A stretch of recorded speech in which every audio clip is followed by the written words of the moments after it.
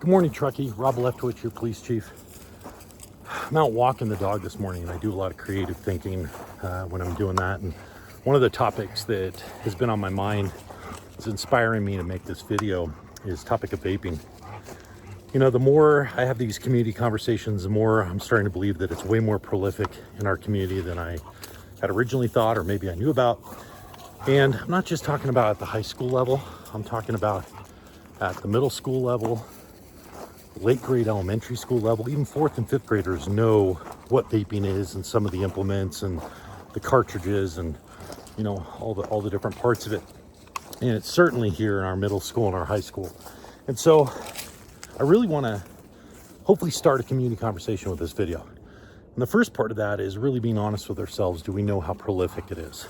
I mean, do we realize just how many kids are smoking? You know, I heard an anecdotal story recently where some kids are going back to smoking cigarettes because they think it's a healthy alternative to vaping. I mean, if that's the situation we're in, we've got a lot of work to do as a community. The second part of that conversation is the question, is it okay to search your kids? And I'm not passing judgment. I'm not trying to tell you whether you should or you shouldn't. A lot of the laws are not supporting law enforcement right now with attacking the vaping issue. There's not a lot of laws pertaining to it.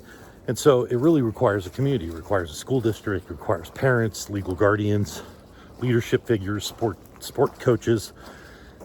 And are we willing to, as parents, search our kids, know what they're buying on Amazon, know what they're hiding in their rooms, know what kind of vaping implements they may be exposed to, or whether they're cannabis cartridges or nicotine cartridges. So I think coming up in the next couple of weeks, we're going to be releasing a lot of information about vaping, trying to raise awareness. But to really start it off, I think it'd be great as a community if we start having a conversation around, do we know how big the vaping issue is in Truckee? And are we willing to search our kids to try and curtail some of that? So let's see if we can get that conversation going. Again, be kind to one another. I'm not passing judgment. I'm just asking the question. And I'd love to see 70, 80, 100 plus comments, all good conversation around whether we think it's okay to search our kids, particularly around vaping and cannabis and tobacco for that matter.